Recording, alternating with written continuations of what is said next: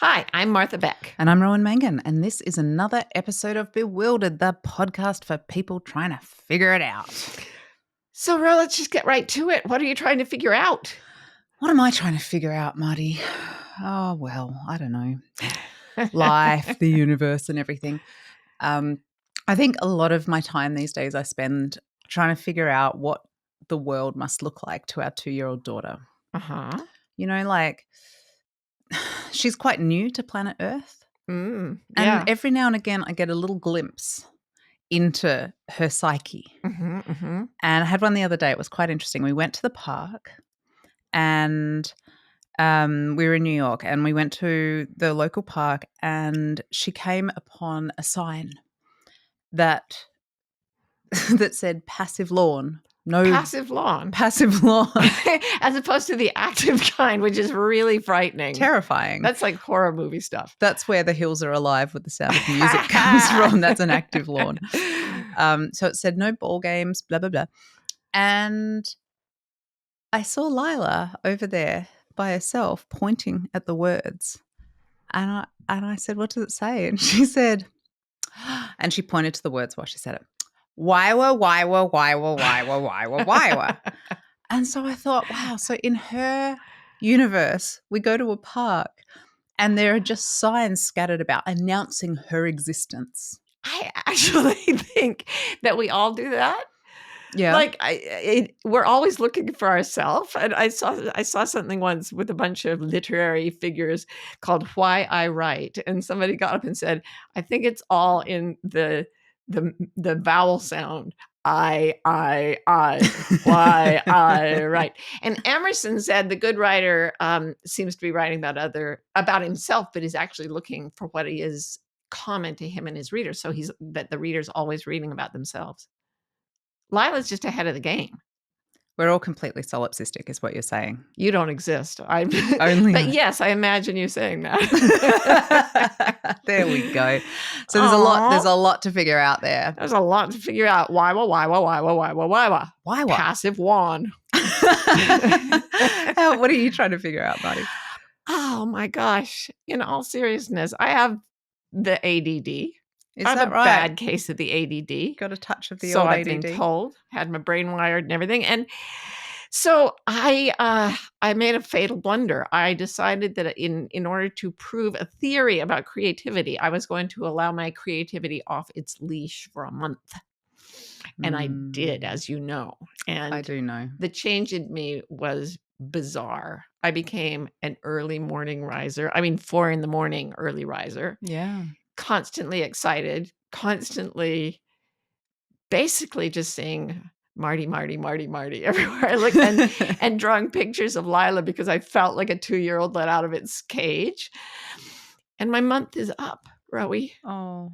And she doesn't want to go back in her cage. Does she have to go back in her cage? I don't think so. Maybe we could just retrofit it so it's more like a doghouse. Yeah, let's make her a kennel. Because she wants a passive lawn and a widow house. A widow house. I don't want to push her back away. Because I had to stop being just that creative self. We all do. We get swallowed by the culture. That is why we make this podcast. Yeah. And this is a fun thing. But my whole thing is, how do I reappear into the culture? Because it's like, I've got like 12 friends that I should have texted or emailed, and I just dropped off the face of the earth. And I don't know if our listeners have this same thing, but I come back and I'm like, hi, I was busy for a month. And then they say, what are you doing? I'm like, oh, I did 17,000 watercolors and I threw all of them away. But I didn't have time to call you. Okay. Oh dear, right. Yeah, we might have take to umbrage. Yeah, we'll have to finesse the language there a little bit. I think they take umbrage if it's just been a couple of days. It's been a month. I'm afraid. You do truly disappear into your art. Your artist mode. You've got your robe with kind of paints along the sleeves of it, especially around the cuffs. You live on peanut butter sandwiches, and there's just this kind of there's an absence around you. Only it's not an absence. Like there's an absence around me that you feel, but what I'm present with is massive, like it's a massive force of energy that I've gone into. Like I've gone into some kind of other dimension. Yeah, I know. So you say I'm gone and I looked gone. But for me, it's like everything just explodes from black and white into color. And like, it's like on some kind of wonderful drug. And it's very psychedelic. Who wants to reappear for that? And then I'm like, oh, I'm so sorry I didn't answer your text. And I have to pack in this extra dimension of the universe that's in color and go back to black and white and go, I'm so sorry I didn't get back to you 2 weeks ago.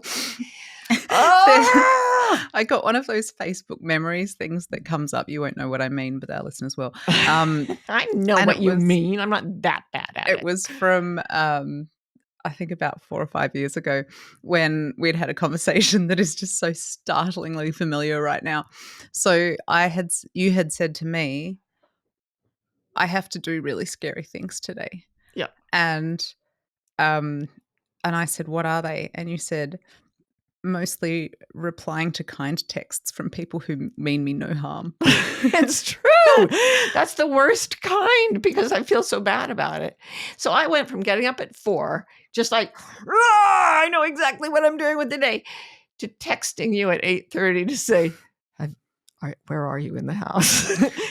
Can I get some cover here? And there's nothing to be covered from it. I just I want to hide behind you from the world. Oh, dear. I don't know. I haven't figured it out at all. How to reappear. I know how to disappear. Just don't know how to reappear. We'll see. We'll get there. We'll get there. You're such a kind lady. Okay, this we should carry this onward when we're not taking other people's time. Let's take this offline, shall we? Yeah, we actually had a big fight before we came on to do this podcast. Is it all right? One of our worst. Yes. Yeah. Is it all right if I share this with the listeners? Yeah, I think they must hear it. We'll be right back with more Bewildered. I have a favour to ask. You might not know this, but ratings and reviews are like gold in the podcasting universe. They get podcasts in front of more faces, more eyes, more ears, all the bits that you could have a podcast in front of. That's what they do. So it would help us enormously if you would consider going over to your favourite podcasting app, especially if it's Apple, and giving us a few stars, maybe even 5, maybe even 6. If you can find a way to hack the system, I wouldn't complain. And a review would also be wonderful. We read them all and love them. So thank you very much in advance. Let's just go out there and bewilder the world. Mwah. What was that fight about, Marty? You're like, I'm such a visual person. And then I was like, I'm such a visual person. And then you're like, oh no, that was upstairs. That was an earlier fight. when I said, I'm such a visual person. My name's Martha. Dear diary, my name's Martha. I'm such a visual person. And then you scum-sucking pig. And then you said, my name's Ro. And if my desk isn't exactly the right way, I have a nervous breakdown. Both of us were right. Yeah. There's really no argument we can give. We actually aren't very good at fighting, even when we even when we insult each other, we're both like, no, that's fair, actually. I know. It comes of having a third person because, there's a referee going, no, she said that. Nonsense. Yeah. Nonsense. We're just delightful human beings. That's also true, but everyone is delightful. Everyone is delightful under all that malice. So listen, I don't know if you're aware of this because I've just recently been made aware of it again, but we're doing a podcast right now. Yeah. What? We are. Since when? Oh, I have to reappear. Okay. This is a Bewild Files episode, right? What? Don't laugh at me. I like to play with the sash of my velvety robe that I wear all the time over my clothes. And Lila calls it Muffy's tail. And she's always trying to steal my tail. And Marty's just, for the first time ever in all the time I've known her, she's just taken to doing a little pizzazz move, be wildflowers. She does this she shakes the edges of her tail. It's the ADD. This is a strange episode Move already. forward. No one can see me twirling my tail. Move forward. No one can see me twirling my tail. So today, We're listeners, going to have to edit this really harshly. Okay. we're going to be talking about weird work because we had an interesting message in. A question. A question. There From you a go. listener. Yes, it came in. And it struck us when we listened to this question, this missive that came forth from the listenership, The epistle, as it were.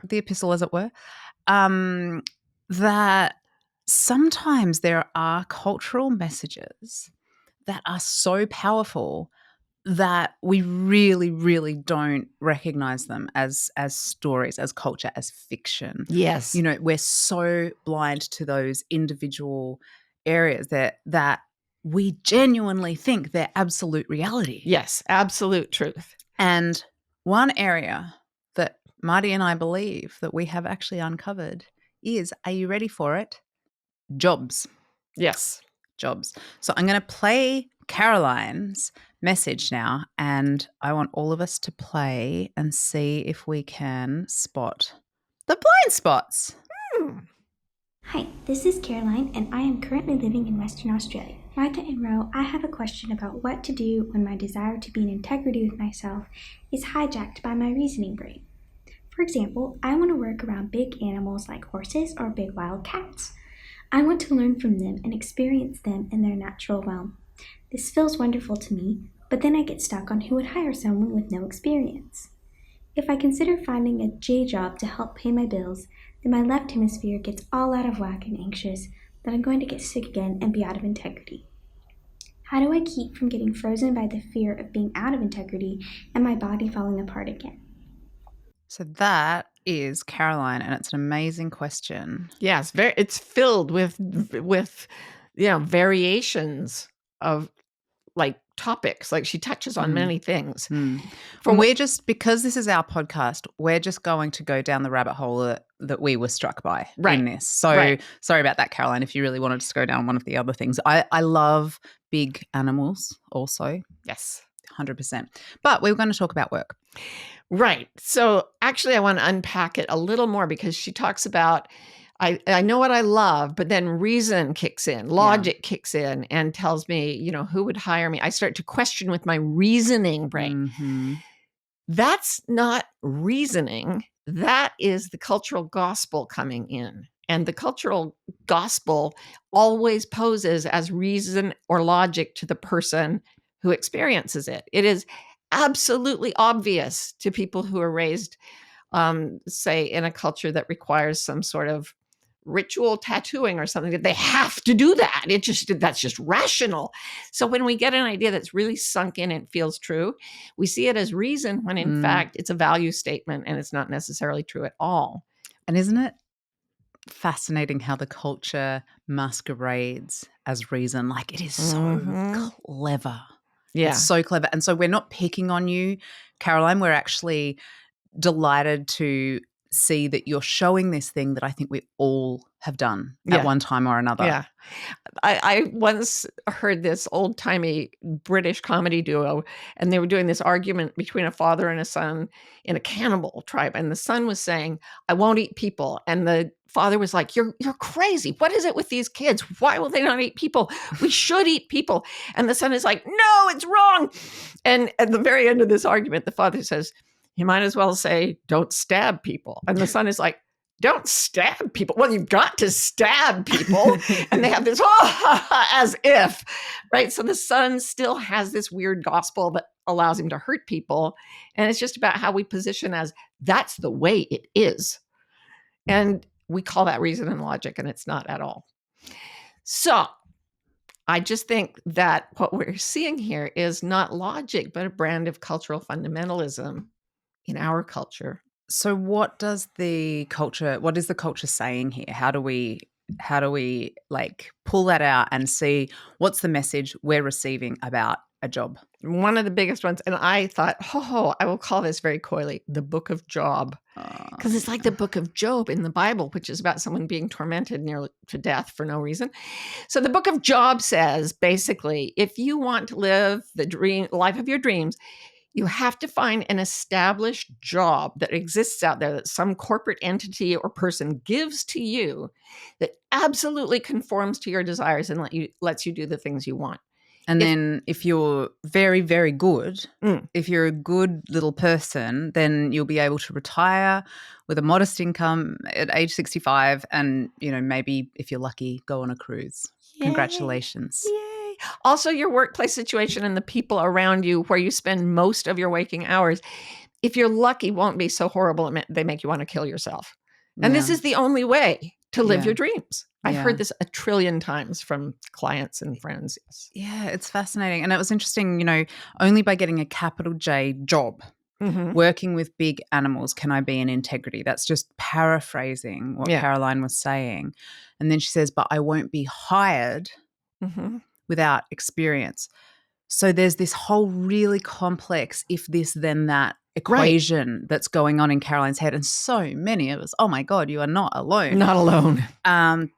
And so I want to spend my time working, I want to spend my time with big animals. I don't even think it's necessarily that she needs to work with them, not play with them. Let's take out the work word because it's so associated with this whole massive construct. Yeah. Yeah, I think it's probably fair to extrapolate that what Caroline wants is to spend time with big animals. Yes. In her life, and in that their natural feels habitat, she said. Yeah, and that feels like integrity to her. And then past there, it gets very garbled. So I think let's look at this job thing and figure out how we come to our senses about it, Marty. Yes. How do we come to our senses about it, Marty? We will talk about that in just a minute. So to recap, Caroline's blind spot, and so many of our blind spots, is this idea of that it has to be a job. My passion has to be my job. And this is, not just a cultural story, but I also think is quite archaic because we're living in a really amazing time in so many ways. Yep.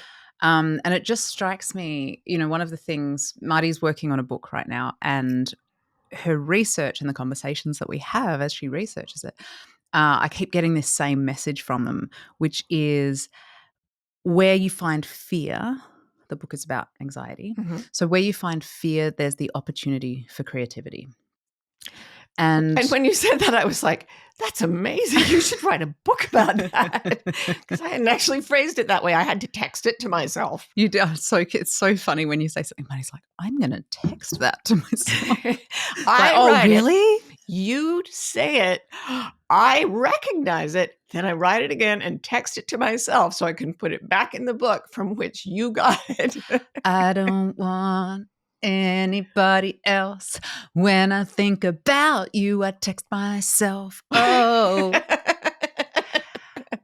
I hope we're not going to get billed for royalties there because that was a stunning rendition. That is literally true.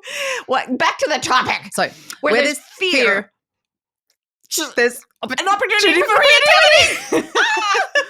We were afraid to say it, and then we made a creative choice to say it in unison like a Greek frickin' chorus. All right. And I just want to say that, when it comes to the question of jobs, because downstream from job is earning money, which is survival. Yeah. Not dying of starvation and supply, and the obvious keep your family going, blah blah blah. So culture will scare the living shit out of you on this topic. So if you don't think there's fear around the job question, you are out of your goddamn mind. So much fear. And the thing is, that part of the brain that feels all that fear is designed to say, find food, escape the predator. That's it. So it's very immediate, very visceral, and feels incredibly strong. And also that part of the brain doesn't like to believe there are other options. So it shuts down the other options. Add to that very primitive, even sea cucumbers with 20,000 total neurons as opposed to our billions and billions, they still have that fear impulse. And we take sea cucumber level fear and add to it something as elaborate as the structure of the materialist job in the 20th century, which is when it really came to be in the form we see it. We're adding those together and making this poisonous brew of things to scare ourselves to death while blinding ourselves to ways we can avoid danger and get sustenance. There, I'm going to climb down off And the it's soapbox. amazing how much that very basic idea can sprout but still be in that same part of the brain where it's like retirement savings, 401k, investments, like all of that stuff, which is quite complex and quite secondary to survival, but all happens in that same scary brain place. And this is mostly in the left hemisphere, which is also saying, this is logic. This is logic. This is just logical. I'm just giving you logic. This is my reasoning mind. Ooh, yes. Oh, yeah. This is a very big soapbox for me as well as you, I think. Oh, yeah. But so, Caroline, let's just I hate this term, but it was such a fun term at university when you would go, let's problematize this. Oh, it's so please, bad and yet so let's good. Problematize. Can I problematize, Caroline? I'll problematize you. Oh, don't tempt me. So, Caroline, does your integrity demand that you receive a salary for spending time with big animals? That is the question that I pose to everyone, including myself, because I am just thinking a lot more in the last little while about how much I want to spend more time with big animals, get paid for it. It's funny how suggestible we can be. And there's a parallel to that, which means, is getting a salary the only way I can support myself while being around big animals? Because there are ways, like if you went out to live off the land, you could be around the big animals and still be living. You know what I mean? You wouldn't need money. You could hunt and forage. All right, but that's not where we're going. No, we're not going to yet. Just why aren't you living Caroline, off the land? Go live on the land. There's big animals out there, I think. I don't know what. Skunks, I suppose, possums. Have a brief, exciting life. Go for it. So, just train rattlesnakes. You'll be fine. No, but I think this is it was cool that you said that the job is actually 20th century, because that is. It's actually a relic in a lot of senses right now. And I had to think about this when we were planning this episode, because I thought I have very strong opinions about the creative possibilities of making money in this exact moment in time. And I had to check my privilege a little bit, and I was like, is it true that is that true for everyone, or is that only once you reach a certain level of economic prosperity and security? Is that true? And I think we would be of course you asked that question, but I think we can also use that kind of argument to just perpetuate our own fears, because I've heard such amazing stories of 18-year-olds with a mobile phone in Ghana, making something amazing. So I just think, if this sounds like that, just make sure that you're sure that it's a privilege thing, because I don't actually think it has to be, because the means to be creative with how money flows to you, I think is actually, we're reaching a point where it's quite a democratic. Yeah, I have so many stories about this. Some of them I'll tell later on. But here's the bottom line. We live in a completely different economic landscape from the one that existed when the traditional job was created. Never forget that it was created as factory labor. Can't say it too many times. Yeah, go to a building, sit with other people, do a job you hate, go home. And it didn't exist before the Industrial Revolution at all. And then the whole go to an office thing was all 20th century. So what I always have done in my own life is I pull back and I say, what do I want my life to look like? Not where is a job that will make me happy, but how do I want to spend my time on earth? And then that dictates to me my way of creating things and my way of finding sustenance. And that has added up to what people call a career, but it's really been this weird live off the new economic landscape from multiple tiny sources of income that all add up to something, that's really workable. So I've lived that. It just strikes me, to go off on a little mini detour for a moment, but I was just thinking about what you were saying about the go into an office as the extension of the Industrial Revolution sort of thing, and the factory.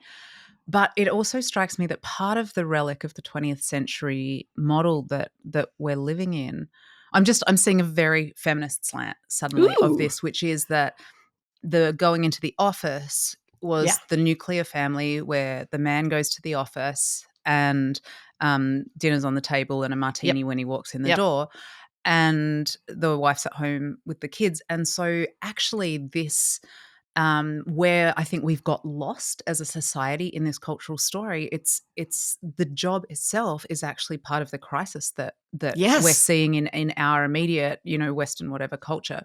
Because excuse me, where all these they just don't work. it was literally designed. This was my PhD dissertation topic. Buckle up. It was the jobs we have today were literally designed for property owning wealthy males who in the early United States and in Europe, who had multiple servants, often slaves, and always women doing full-time domestic labor. And we're not even just talking every guy or even every white man. It was property owning white males. It was an elite privilege to do what we call a job so that you didn't have to worry about anything else. And when I had little kids and fibromyalgia, I could not do a job.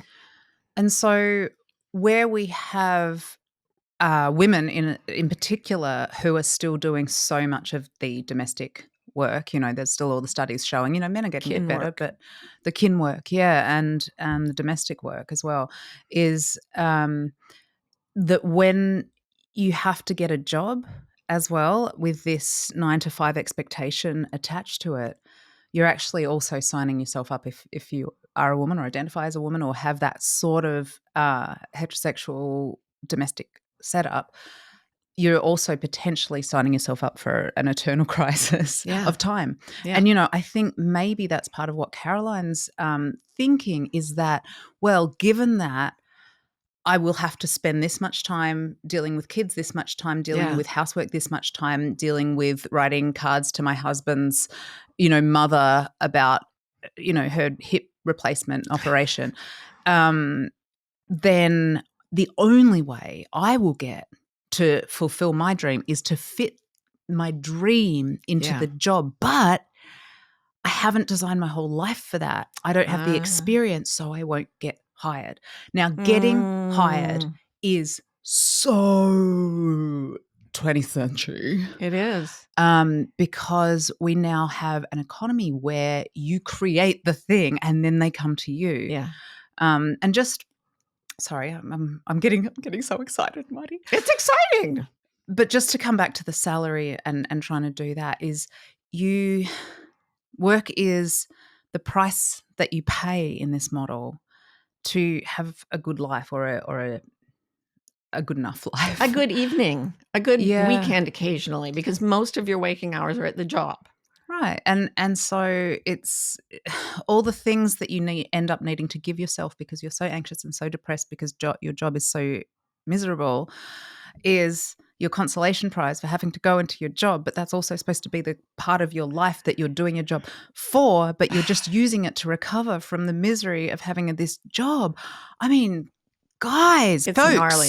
We have got to look at this. Yeah, change it. And your point is well taken. To question the book of Job, you have to question everything. The whole Bible. About gender, about child rearing, about the importance of relative occupations that go into a human life. So again, so much of it is just about how we want to spend our time. Yes. And so how do I want my life to look? And how can I support myself? That goes to two different things. How can I do something that makes others' lives better? Because that's the source of value. If you can add something to the world that other people value and you can be a source of it, then you have a commodity, as it were. And what I had is I liked talking to people about their lives. And it turned into a career that people think I set out for and had business cards printed up and stuff. I just talked to people so much that they started paying me. Yeah. So how can I make others' lives better? Doing what I enjoy. And then what do I want the day to look like? How do I want every day to look like? I'm not going to go to a job for 10 hours and then rest a little in the evening. What do I want a day to be like for me? And then shoot for that the way Tim Ferriss did in the 4-Hour Work Week. I want to say something. Okay. I want to say that how can I make others' lives better? And then you said that's creating value. And we watched a really interesting TikTok video where someone was arguing for the virtues of diversity Mhm. and saying ultimately this will affect your bottom line because of these reasons and these reasons you will end up Yeah, that with was great. with more profit. And then she said at the end, she's like, I should not have to resort to capitalist language and values to tell you to be nice to each other, Right. but I can, Right. but I shouldn't have to. And in a way, I just want to sort of push back a little bit that yes, I want to create value, but I also want to suggest that when we're talking about our dreams and our integrity and all of that, Mhm.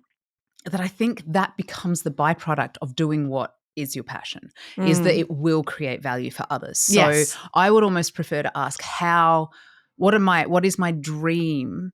What is the way I want to spend my time? Yeah. And then the next bit is how do I make it pay? And you've always gone at it that way, and I think it's really interesting because I had children really young, Mm. and you were in your 20s were, like, out on adventures, and so mine was, "Oh my god, I've gotta support these 3 kids. I've gotta create value and Mm. sell it and get money Mm. for it," and yours was, "How do I want my day to live?" Yeah, But I was then they like, how can I just have crisscrossed. fun? I've got no one to support, baby. Then they crisscrossed at a point where you now create value doing what you love, and I now get to have spend a month painting Mhm. because we both have both sets of structures in place, and they're not cultural structures. Yeah. They connect with cultural structures, like this podcast is connecting with people, and I hope making their day a little better, but in really tangential ways that most people would not call a job. Yeah. Yeah. Yeah, or creating value for that matter. Or creating any value except our own delight in our Yeah. fights. Some of our reviews occasionally say that. They're a bit too delighted by each other. Oh, And we're like, I sorry, not sorry. sorry, not sorry. Yeah, I almost said a bad word. Yeah. Because I respectfully do not care if you think we like each other too much, because we do. We do. And just to we've sort of keep alluding to this idea of this new economy and this 21st century way of thinking, but and obviously what I'm talking about is the internet and the social web and the ways that we can connect with each other now, which is absolutely revolutionary. Yeah. Every 5 years, it's a complete revolution. It's a completely new place to live. And it's speeding up every 5 years, every 2 years, every 1 year, every 6 months. That's Moore's law of development. It's going up faster every single year. And every single development is an opportunity to re-engage and get creative once again with this idea of jobs and working and supporting yourself. Right.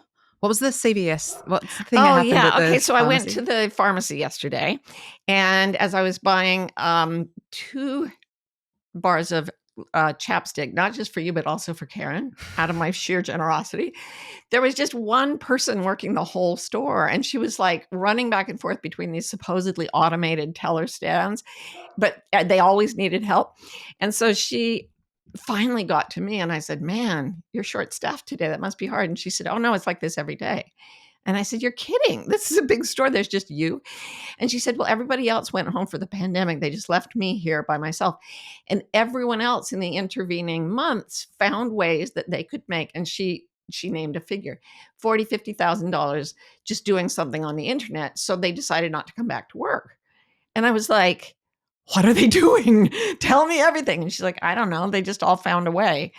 And I'm assuming these are not, I mean, she seems to be a person who's living pretty close to subsistence. And I don't think these are highly skilled people with, headhunters, executive search firms out gunning to take them away from the pharmacy to do their jobs online, but they were doing it. And they were, in effect, they'd left the civilization. They'd gone out into the wild world of the intellect, of the internet and the intellect. And now they're all doing something to support themselves, and they never had to go back to their job. Yeah, and it's such a mystery to everyone who's still scanning the newspaper help wanted ads because that's just not how it works anymore. You know, Marty, What? if I was 23 Yes. right now, Mm. do you know what I would Wait, be what? doing? You're not 23? I am 23. Aw. So I regret to inform you that I am going to now become a #van life influencer and travel around the country, earning money that way, making TikTok videos with my dog that I don't have. You have a dog. It used to be mine, but then Karen stole it. Claire Bear, fair of Oh, hair, God. standing with a vacant stare. She couldn't come in a van life. Are you kidding me? Yeah, the van life thing. We once talked about how there are no lesbians in van life, and then you heard differently. Oh my gosh, our readers got back to me.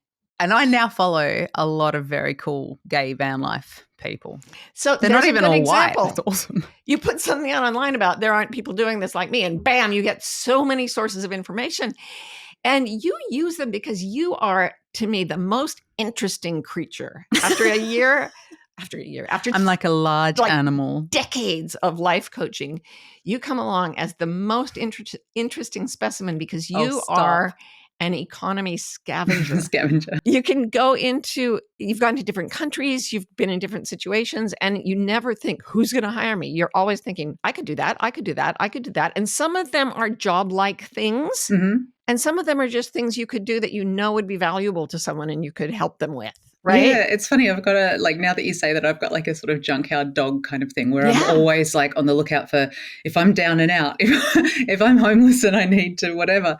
Yeah, I do always think like that. It's funny. It's like I always feel like, okay, so there's what I can do and there's the system and then there's what I want to do. And then it's like, how can I mesh them together? How can I Tetris what's available with what I can do to make some money? So Tetris is like a visual puzzle that you put together. You have these pieces. Here's what I can do. And then the objective is to fit them into the system in a place that the game will approve of. Right. And so if I were unattached now, I would go, and I love travel. I love all of that sort of stuff. I even love multimedia. So, TikTok and mobile phones and van life, #van life would be perfect for me because it's like, where does my joy meet the world's need, right? So who was it? Matthew Fox said, your mission in life is where your deep gladness and the world's deep hunger meet.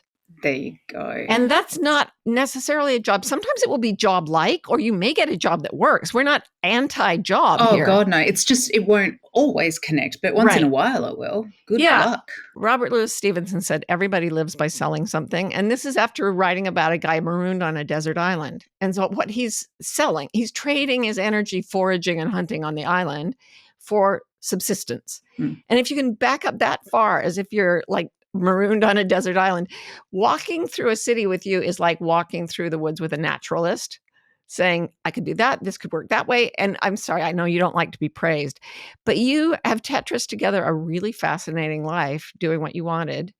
And I did so because I had to, because I was too sick to get a job. Yeah, I mean, it's interesting because the analogy with the desert island, though, is that it's always been fairly subsistence for me. And it's almost like that's the trade-off, right, is that what the promise that the culture gives you with the job, and it doesn't always come through on that promise, is that security, that sense of you've got more than enough, if that you're not living close to the bone, if something happens, da-da-da. But I don't think it does deliver on that promise. I was really surprised the other day. I was listening to a book on writing, and he got to a chapter on self-publishing, which I expected to read like that read in the 1990s, which was, there's no money in it. It's called Vanity Press for a reason, and you will never make a cent. In 2020s, the guy was saying, no, if you get some fans online, you can just put your novels out there in digital form and people will pay you for them and you can make some pretty good money. And because there's no overhead. Yeah. And if you get enough of them, you can do really well. And and that's also true. We know a woman who she has 3 kids at home and she started doing. She was amazing. She's in our family actually. And she had her kids. She's a very brilliant woman. And then she started, like, I don't even know how she got into it, but like there are all these products that you can get for newborns, for gifts and everything, and blankets, names in a frame. And then she started using these online tools, and next thing I know, she's doing tutorials for other people who are starting to use these tools because she finds that she can communicate how to use them really well, or how to use them the most effective way possible. And she's got a YouTube channel now, and she's so she's using all the tools that are available. Yeah. And I'll never forget the day someone told me, and this was right around 2000, you like talking to people about their lives. Here, sketched out on a napkin is a way that you can make a website for $150 where you could teach people that online. And I was like, oh my God, that would work. And I did it for $150, went into the black the next day, and have that's Martha Beck Incorporated. It was just a napkin and an idea, and boom.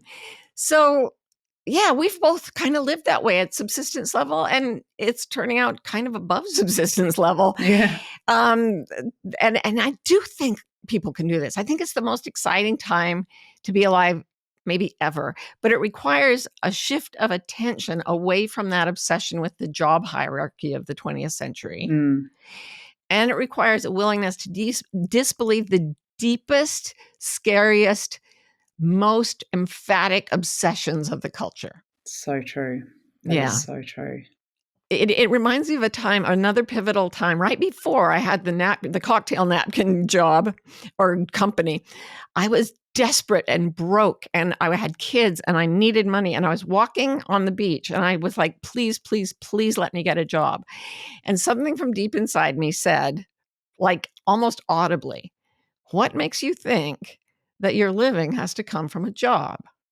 And I was like, huh. And that's what we want to offer Caroline and all of you who are struggling with questions of work and jobs and money and your own integrity and your own dreams. Yeah. Is just don't forget to stay creative. And stay wild. We hope you're enjoying Bewildered. If you're in the USA and want to be notified when a new episode comes out, text the word WILD to 570-873-0144. We're also on Instagram. Our handle is Bewildered Podcast. You can follow us to get updates, hear funny snippets and outtakes, and chat with other fans of the show. Bewildered is produced by Scott Forster with support from the brilliant team at MBI. And remember, if you're having fun, please rate and review, and stay wild.